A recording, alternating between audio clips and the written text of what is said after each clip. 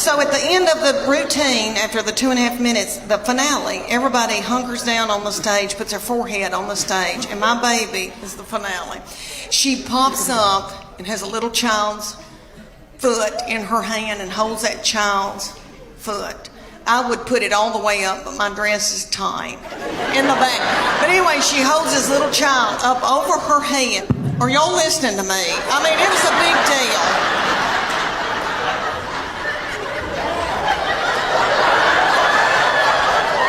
Could you hold her up over your head or vice versa? I mean, you know, it's a big deal. Meets the Olympics, really. It's gymnast. They're gymnasts.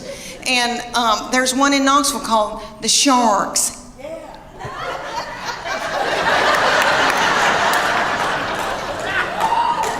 And they said, drop your baby off and she can try out to audition, whatever you want to call it. So I dropped her off and they ended up putting her on a bad mamma jamma team because all the little children her age came up to hear on her.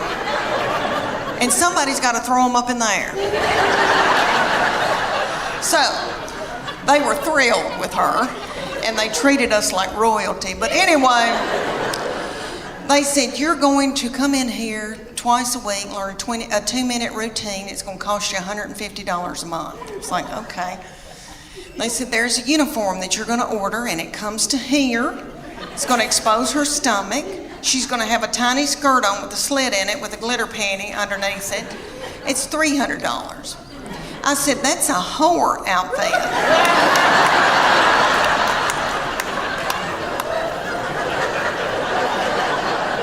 And it came with its own bag of whore makeup. So that all the little children could look alike. And they said, y'all are going to travel to faraway lands and compete against other little whore children.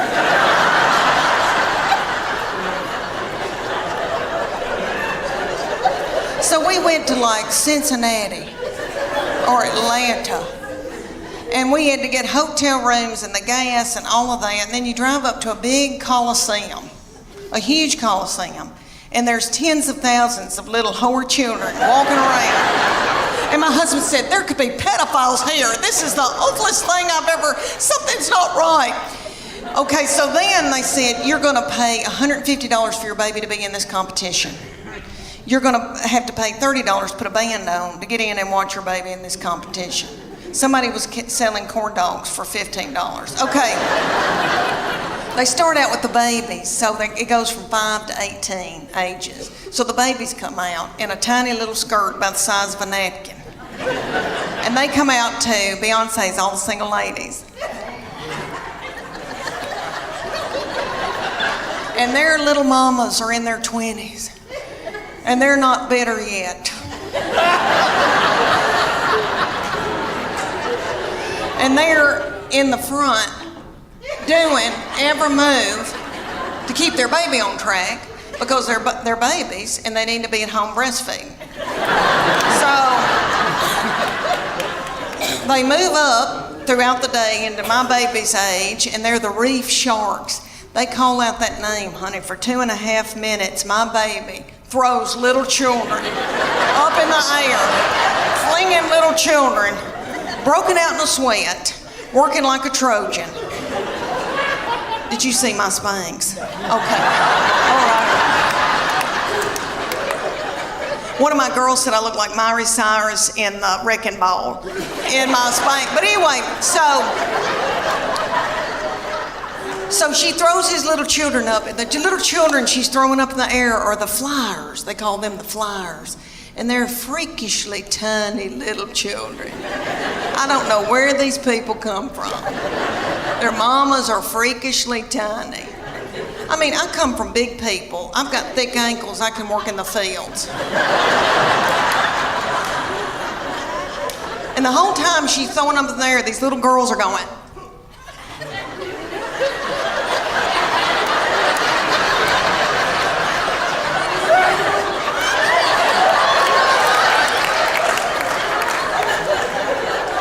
Nobody knows why, really. So at the end of the routine, after the 2.5 minutes, the finale, everybody hunkers down on the stage, puts their forehead on the stage, and my baby is the finale. She pops up and has a little child's foot in her hand and holds that child's foot. I would put it all the way up, but my dress is tight in the back. But anyway, she holds this little child up over her head. Are y'all listening to me? I mean, it was a big deal.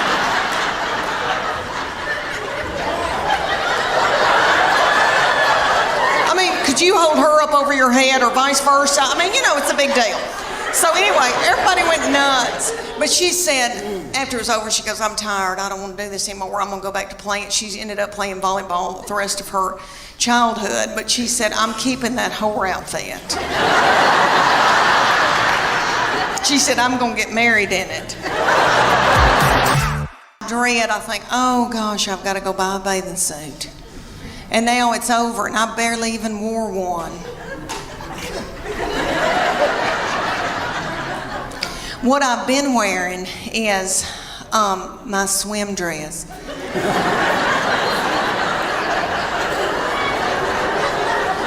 Because my life is over.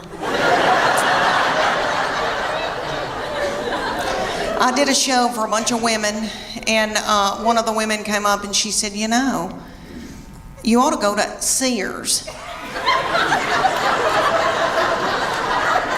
and get you a swim dress in the Land's End department.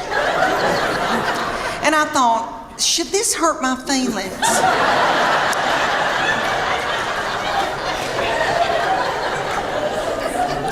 So I did. I went to the Sears in Knoxville, Tennessee. They've still got our Sears open. I don't know if y'all's is open or not in Chattanooga. Okay, ours, you go in, there's not a soul in there. The lights are on. Nobody's shopping. Nobody's working. I mean, I felt creeped out, and I thought, are they running dope out of Sears?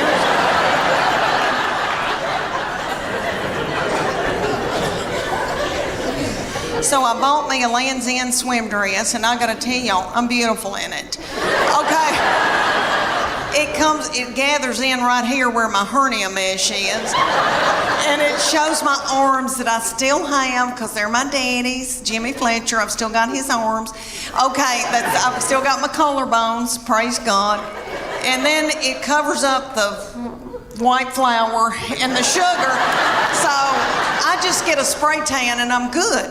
Well, for years, I was in torment wearing a miracle suit. I don't know if any of y'all have bought a miracle suit before. I know they've got them at y'all's Belk.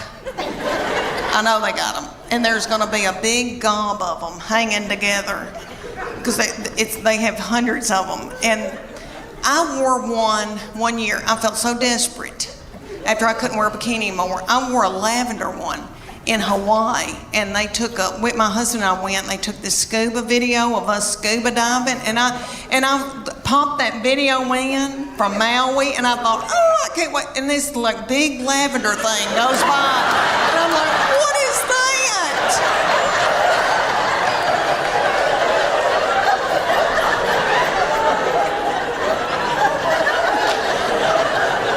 I destroyed that video. It's awful. But anyway, so I get this miracle suit. They're at y'all's Belk, and it's got a big sign that says lose 10 pounds in 10 minutes. Miracle suit.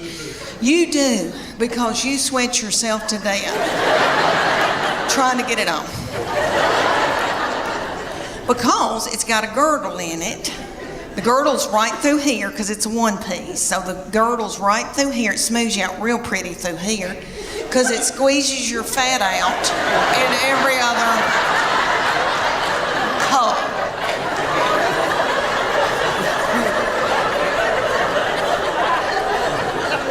And don't get it wet, because somebody will have to cut it off of it. But I would get it every year because I felt desperate and I didn't know what else to do. Well, my girlfriend, the one with the poop, banked up poop, okay, She wanted one, and her 14-year-old daughter drove to Knoxville to the Dillards and got in the dressing room, and the 14-year-old was in there sacking her mama up in this bathing suit, and they both broke out in the sweat over their lip, and the 14-year-old said, "Ew. Mom. Gross. Let's put it back and get out of here." She said, "I can't. I've got to buy it. I just peed in it." And sex. Oh, lucky me.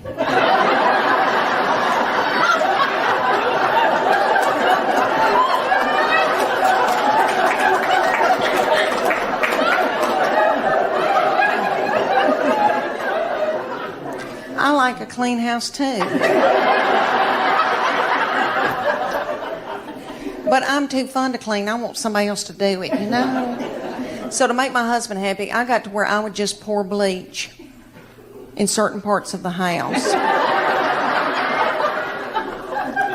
And so when he came home, he'd smell it and think that I had been cleaning.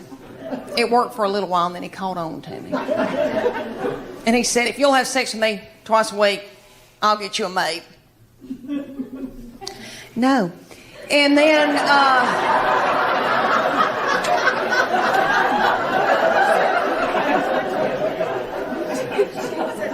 he said, "Well, if you don't start taking care of my needs, I guess I'm going to have to get a girlfriend."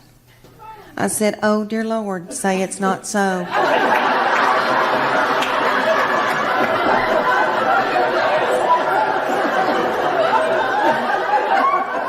I said, "Well, make sure that she's stout and that she can mow, because I need some help."